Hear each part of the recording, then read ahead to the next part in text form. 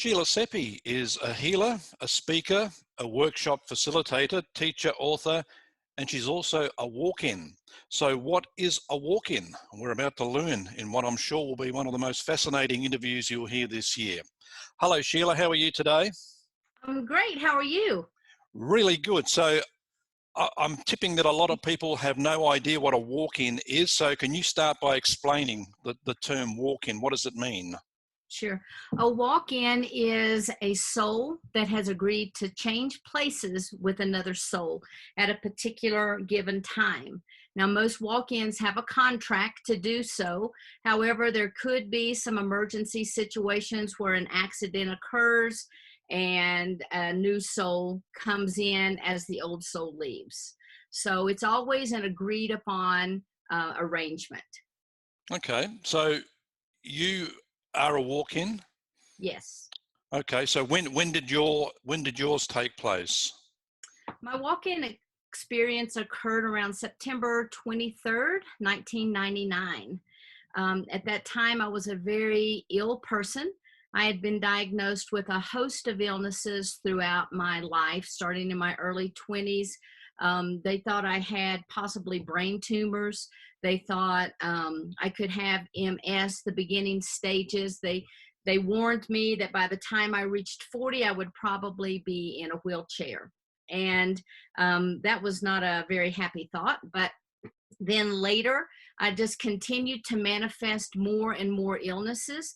And by the time I was in my late 30s, I started having, actually, I was walking down the steps. I put my hand on the handrail and my clavicle shattered. And I went to the doctor. They sent me to an oncologist, and I was diagnosed with bone cancer. And so at one point there, right before the walk-in came in, I actually was walking with a cane. It was very difficult. I couldn't play with my children or anything. And so at that point in my life, I had a very firm belief system that did not include anything extraterrestrial, did not include anything to do with past lives, nothing metaphysical. I thought it was, cop out for past lives, etc.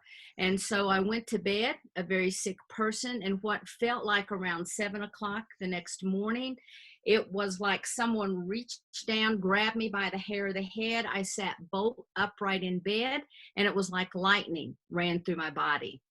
And I don't know how long I was in that space, but as I began to come back to myself, then the peripheral vision came in first, and then the frontal vision.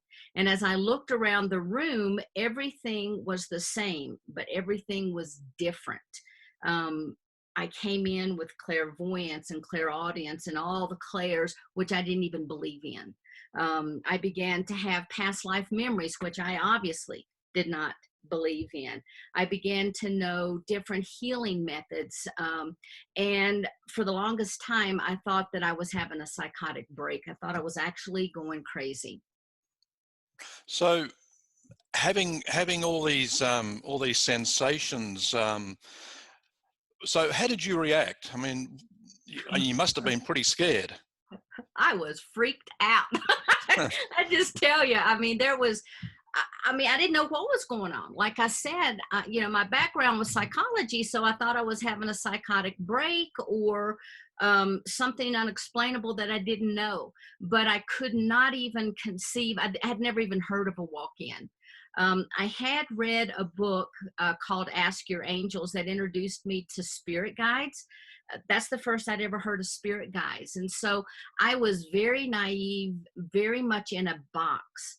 And when these things began to happen to me, I wanted to share them. But when I did, people looked at me like I needed to be locked up. And then I began to believe that too. And so when you have a knowing, and it's almost because, just remember when I first came in, let's just say I was kind of hot off the press, and Mm-hmm. all of my senses were just wide open. And it was almost like I could read people's minds. I would know what they were thinking. I would know what their reaction was going to be. I knew where they'd been, what they were doing. And I literally, it was sensory overload. And again, I just thought I was going crazy. And so within 3 months, I had left the marriage that I was in and taken the 3 children. And within another 3 months, I had found my first spiritual teacher. And that was the beginning of my ability to kind of settle and to integrate into my body. But for those first 6 months, I had no idea what was going on. And I found my spiritual teacher because I was looking for a psychologist, because I just wanted her to write me a prescription and get me on meds. And, my life could then go back to normal. That's where my mind was.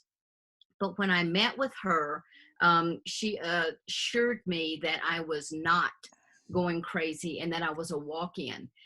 And even though that rang true to me, that was yet something else that just rocked my world because I'd never heard of them before. And the more she explained, the more settled I became, but I also became angry. And so when I left, it was like, I wanted a prescription. I didn't want to hear something else, you know. And so by the time I had walked down the stairs and gotten into my car, I was like, oh, when's my next appointment? I couldn't wait to get back. And so she has her doctorate in psychology, but she also is Hopi in her lineage, and she was raised on the reservation, and she herself is a walk-in. And I've written a book about walk-ins, and I share her story in there. But she had learned about walk-ins from her grandmother, and so she began to kind of take me down this path. And I used meditation, basic shamanic principles. And I found that that was my salvation, learning to settle within myself. And then over the course of 10 years, and it literally took 10 years to heal, the body itself was healed immediately when the walk-in came in. Right. But then it was the struggle of learning to eat healthy, learning to change my attitudes, learning to break behavioral patterns, learning to deal with cellular memory. Things would come up, I would respond a certain way, and it was just a reaction. And I had to learn or relearn how to communicate effectively, how to settle within myself and to be a mom. So was your consciousness the same? Was that maintained even after the walk-in happened, like your previous consciousness? No, it was not. Everything about me changed. Everyone around me noticed, and everybody thought I was crazy. Because immediately when I came in, I knew my children, I knew my husband, I knew my mom, my dad, my sister. I knew I came from a big family, but I didn't have this innate connection with everyone. Now, obviously, my immediate family, I did. I was very blessed to come in with that type of a strong connection. And through time, my mom sat me down and said, look, I think you have the beginning of Alzheimer's. Because she would talk to me about family members, and it was like, whoosh, Wow. I had no idea what she was talking about. I would meet people when I would go back to visit my family, and I had no idea who they were. I went to a cousin's funeral, and people I had gone to school with and other family members, oh, hey, how you doing? And I'm like, oh, I'm great. How are you? I learned to begin to deflect a conversation and to kind of pretend that I knew what they were talking about, because you just don't go around telling everybody, I don't know who you are, because then that just, reinforces, yes, I have gone crazy. And so my mom witnessed that so many times that she wanted me to seek help. And I finally said, okay, Mom, look, I'm a walk-in. And I explained what the walk-in was. And when I was over, I expected her, to kind of pat me on the head and say, honey, we need to get you some help. But instead, her response was, do you mean I'm not your mom? It's like, no, you're my mom, just to a new and improved version, and so she could handle that. And she saw all of the differences. I went from, struggling with reading, struggling to communicate, struggling to articulate myself, to a total opposite personality. I still don't have a lot of memories, even about the children. But if someone will show me a photograph and they explain the situation, it's kind of like I can pull it forward, sort of like, if you watch a movie and Yeah. you forgot about the movie and then you start watching, it's like, oh, wait a minute, I think I've seen this movie. That's kind of where I was. Yeah. So, two questions here. Firstly, why do walk-ins happen? And what happened to the soul you had previously? Where does it go when it leaves? Okay. First off, walk-ins occur with a agreed upon situation. And so there has been a plan in place for hundreds of years. It could have been 50 years. I don't know how long that plan was derived. But the soul that was in the body left and has continued on its journey, whether that was for soul healing, to prepare for reincarnation, I have no idea. But I do know that when I entered the body, I came in through the top of the head and helped propel that soul outward, because it was very, very weary. It was very tired. And I believe that it must have taken on a little more than it could handle. And so it left. And I do remember when Barbara Lamb did a regression with me, I saw the soul coming in, and then I saw the soul leaving, and there was a ship waiting for that soul. And so that soul was an Arcturian soul, and it had already imprinted various neurological subset that I would need to be able to come in, because I also came in as an Arcturian soul. And so there was already a blueprint that I could start to build from.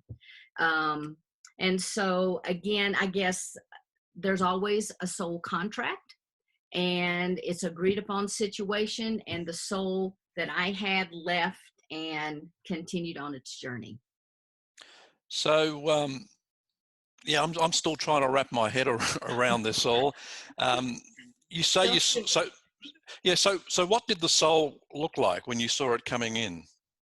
Can you remember? um, it was almost like it was just pure white light, and it just happened just like this. So it was more or less like a streak that I saw come in.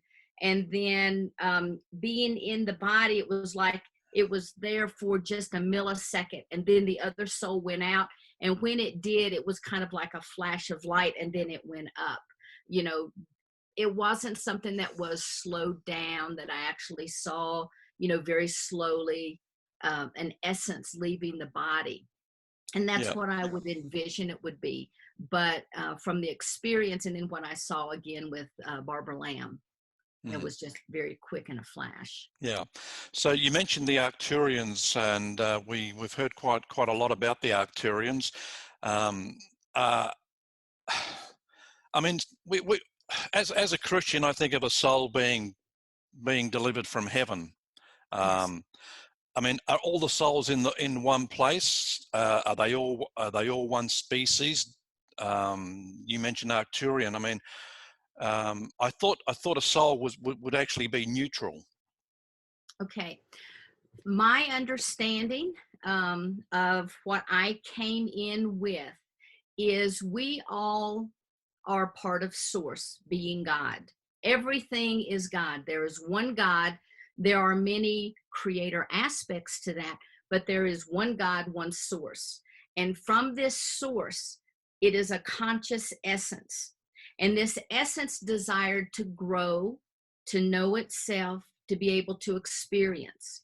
And that's why we are here, to experience. Everything that we know, we learn is kind of uploaded, all right? So we Hmm. could look at ourselves kind of as mini computers.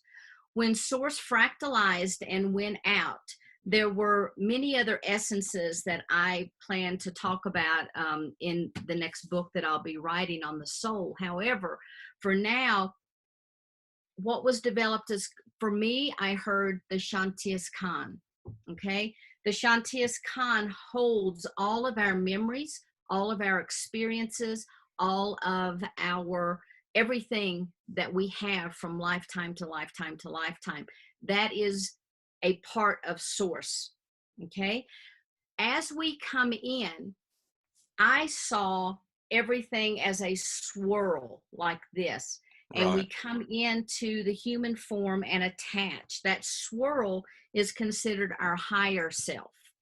Okay. What attaches to the body becomes the soul. And the soul is then the personality of the lifetime. And if you want to, you could even look at the Shantias Khan as being the big soul and the little soul, okay? Yep. Because our souls are so massive. But what I also understood is that because our souls are so massive, we're having multiple experiences all at the same time. Some people can tap into that through prayer, through meditation, and they can experience or just get a glimpse of some of those other lifetimes. Some people think that past lives that we're remembering are also experiences that we're currently having because the Shantias Khan is so big. And so when we come in, that essence is still connected to the Shantias Khan through the higher self, and the Shantias Khan itself being part of God or source. Hmm. So is the soul like the spirit? This, I see the soul and the spirit as, excuse me, as being two different things. To me, the spirit is that action portion, and I didn't go into that because the concept, as you said, you have to wrap your brain around it to Hmm. begin with. But if you'll think of the ocean, and the ocean being the Shantias Khan, and if you take a bucket and you dip water into the ocean, out of the ocean, that being the higher self, and you pour that water into a cup, the cup being the human vessel or Hmm. form, Okay. and the water that comes in is the soul. The action of pouring that water is your spirit. That's what enlivens things. That's what, kind of gives us our mojo through life. And the spirit, it the spirit, the soul, the higher self, it's all really the same thing, but for purposes of the way that we're taught, Hmm. we like to categorize. And so these are just names. Yeah. So the soul is not tied to to one vessel or one body for a lifetime. What about near-death experiences? When they leave their body and then they supposedly come back. Do souls change place in those situations? They can, however, not always. Some people that have a near death experience will go into, we'll call it a different realm or the etheric or the astral plane, and they have an experience while they are there, and then they're called back into their body. And so that energy all returns. Some people, through a near death experience, like several in the book, they have a near death experience and they become detached, because my understanding is the soul is attached through a silver cord. And once that cord is severed, the soul leaves. But the body, the physical body, has to have a soul in order to be animated, in order to have life. And so if you're having a near-death experience and that silver cord is severed, Mhm. if there is a pre-agreement, yes, another soul could come in, or the original soul comes back. And that original soul we call the natal soul.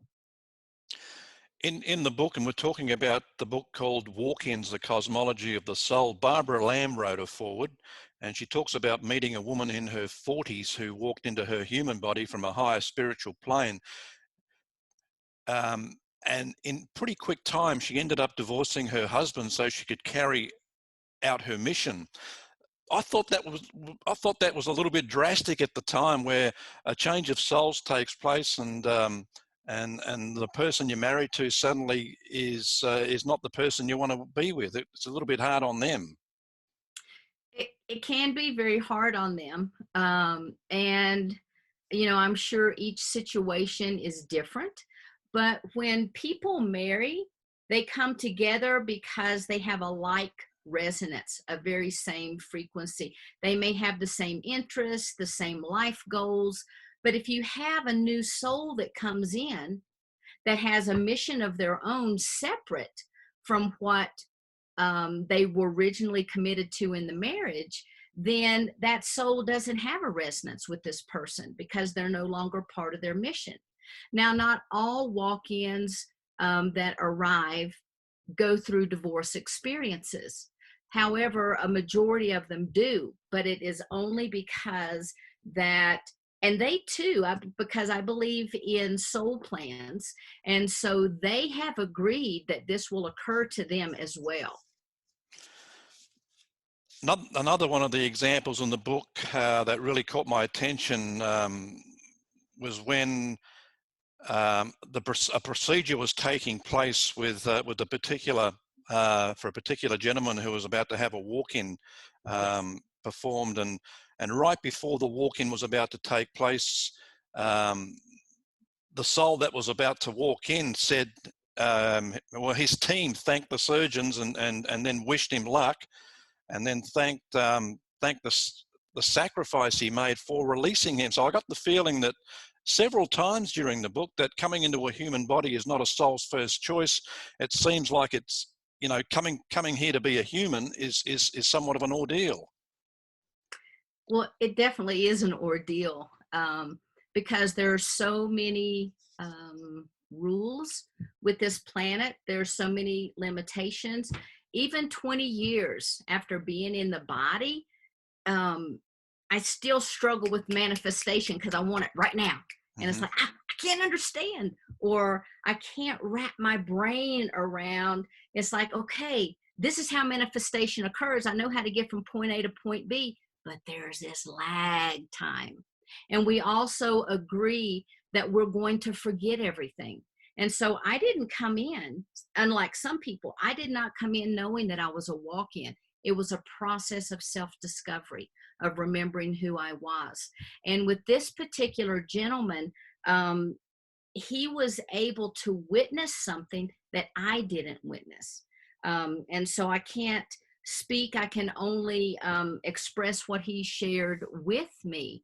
But I do know that prior to coming in, there has to be a lot of preparation to the body, and not just the physical body, but the emotional body, the spiritual body, etc.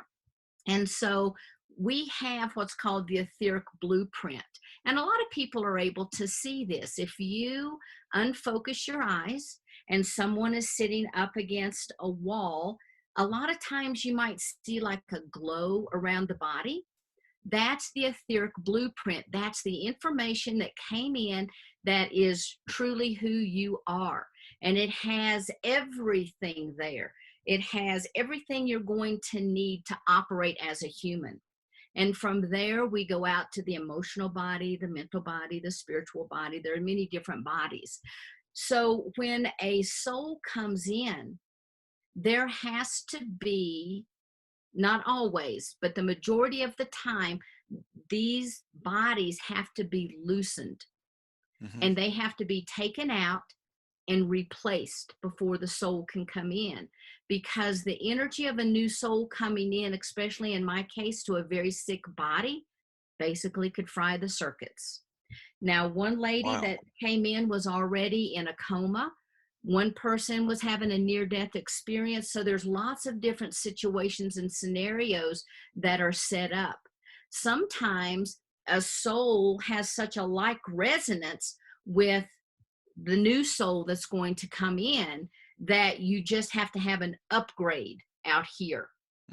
But in many, many cases, there has to be a loosening of these bodies, and very carefully, they have to be replaced with a subset, a new program.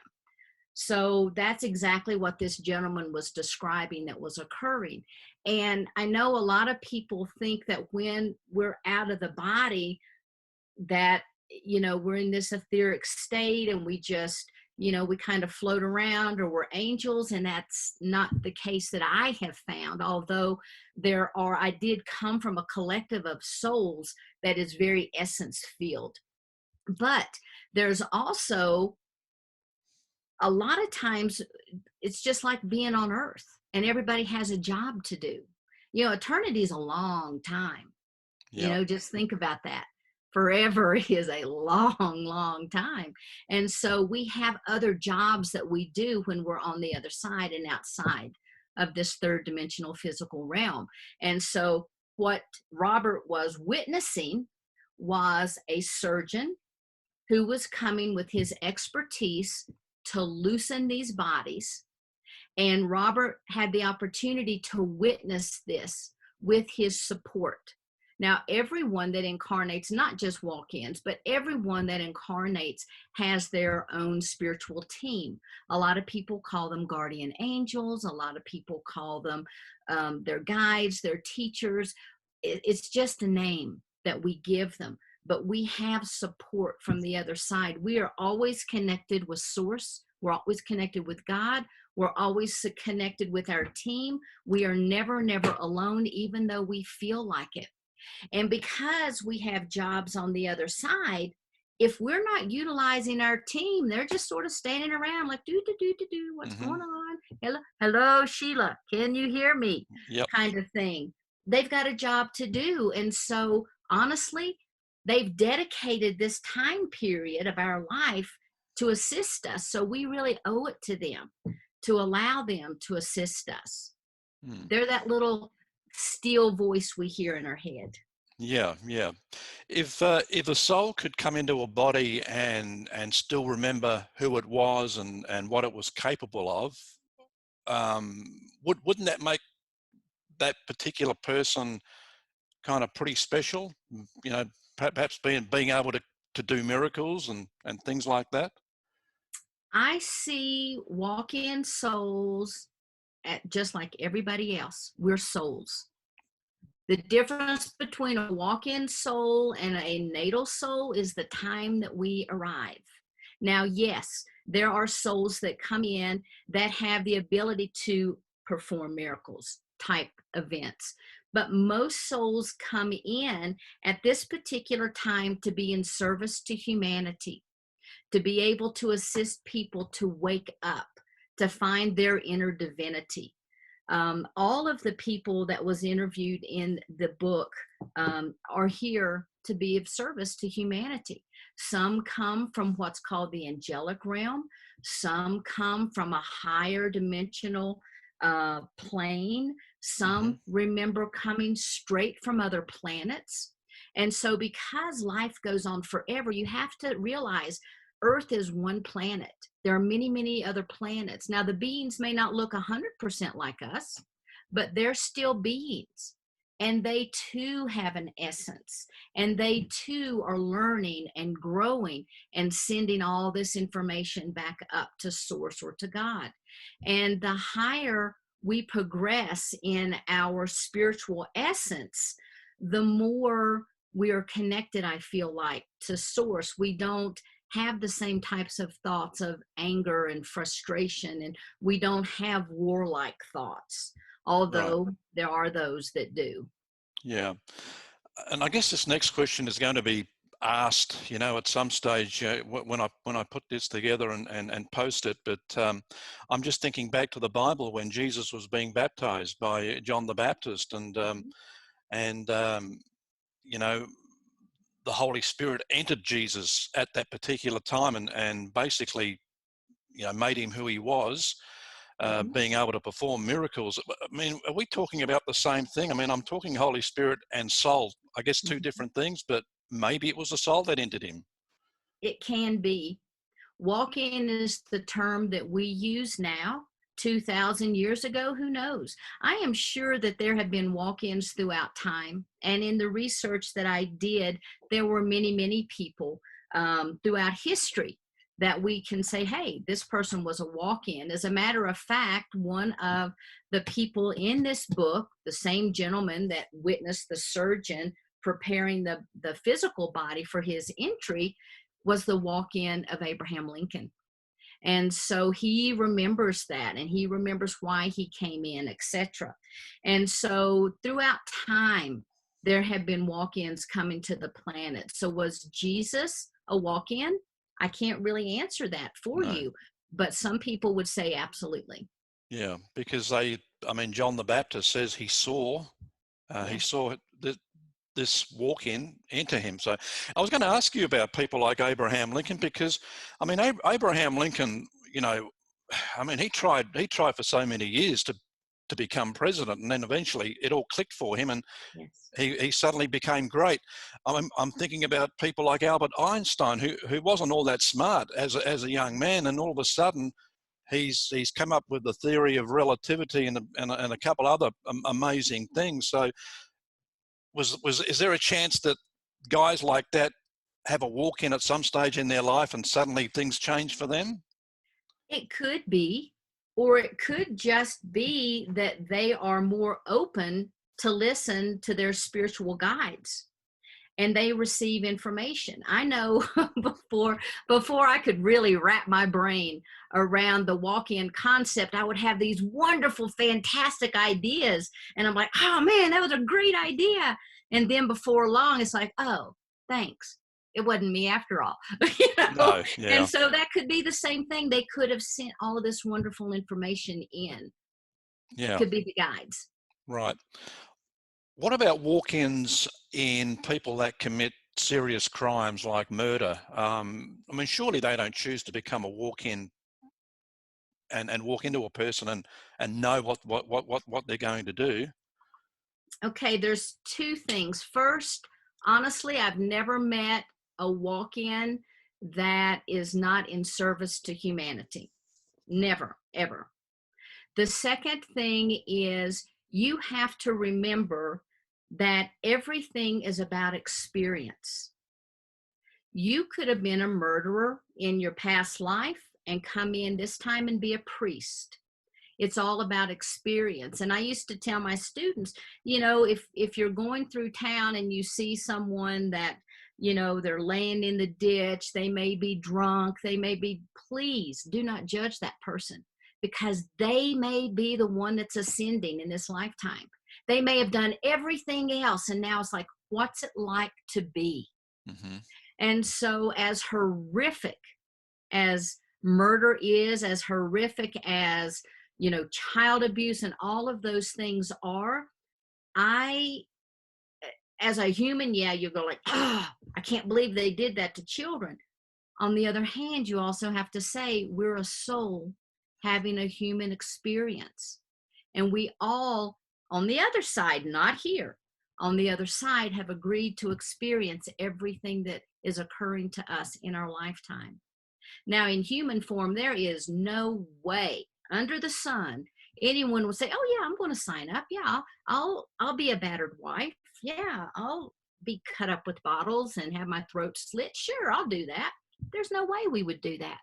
But from a soul perspective, for our learning, for our growth, yeah, maybe we would. Mm.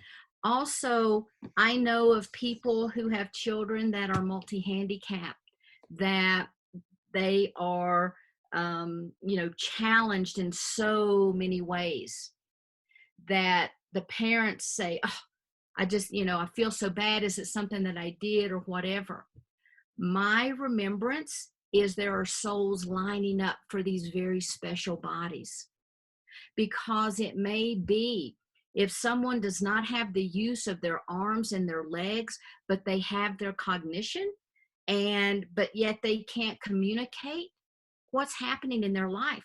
They're being nurtured. So what if they're only here to experience unconditional love, to allow other people to nurture them? So Yeah. there's so many reasons that things happen. I don't claim to know the answers to these things. I know in my mind how I look at things and how I perceive things and how things have been presented to me.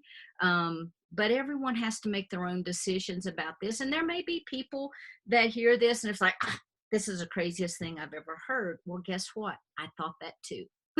Yeah. And then I lived it. And then I experienced it. And I know for me that this is true. Yeah.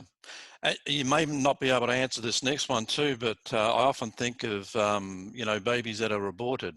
And I mean, it's an epidemic in today's world, but Yes.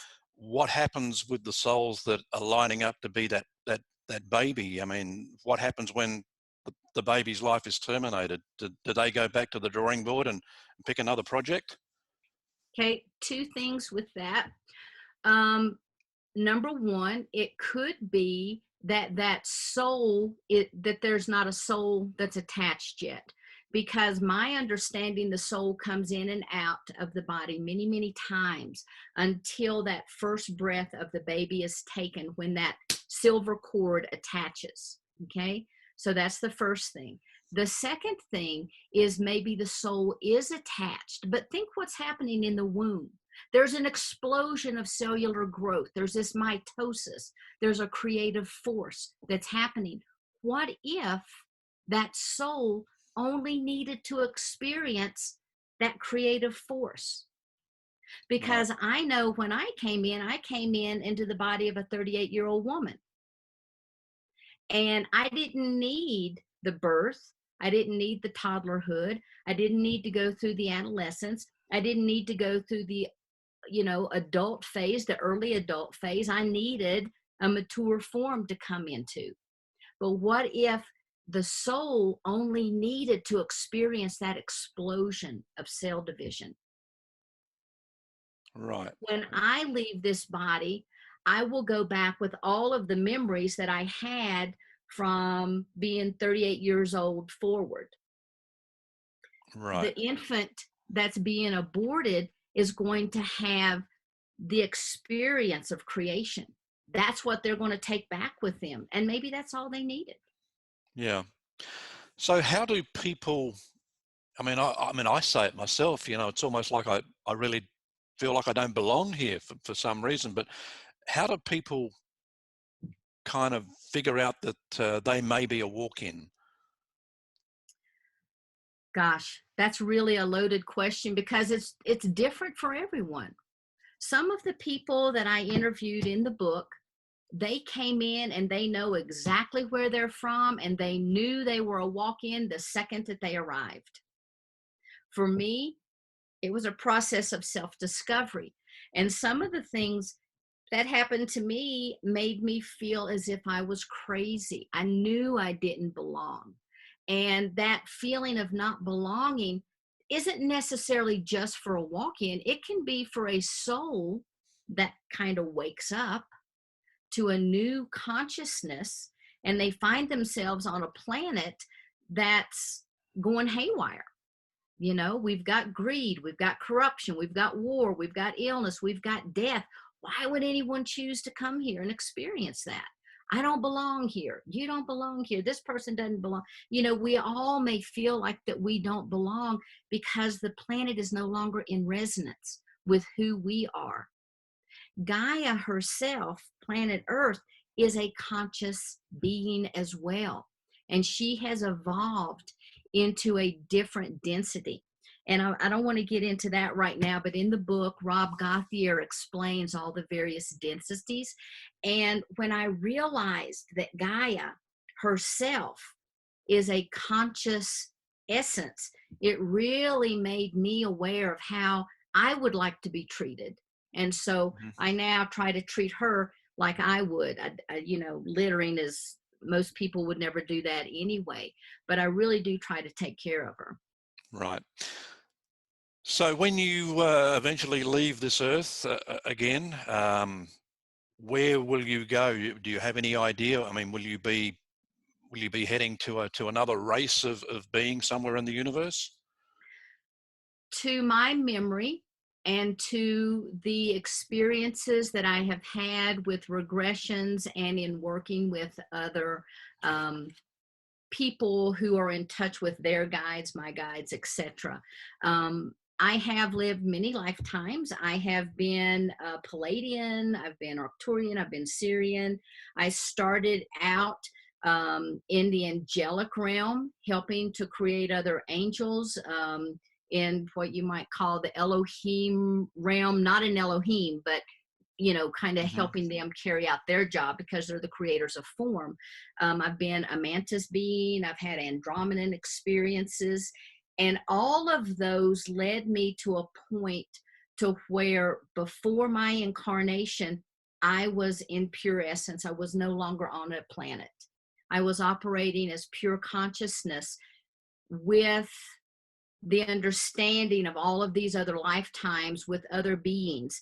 And the job, so to speak, that I had at that time was sending love, support, unconditional love to the planet to help people wake up. And what one of my own memories was that in the late 80s, our collective came and began to really do a lot of work within the Earth's grid, the crystalline grid of the planet, the collective consciousness, if you will. And we began to send in unconditional love, higher vibrations to help people be able to wake up. And it's my belief that when I leave here, I will go back there and I will continue my work, and I will take this new knowledge that I have, and it may be able to help me do my job better. Okay. The world is basically falling apart right now. So what made you decide to write the book, The Cosmology of the Soul? Well, I had always wanted to share my story. And when I first started out, I wanted to write a book just to tell people, because, you know, I've been a spiritual teacher for many, many years, and my students were always, oh, you got to write this down. You got to write it down. Yeah, I was just kind of procrastinating along with that.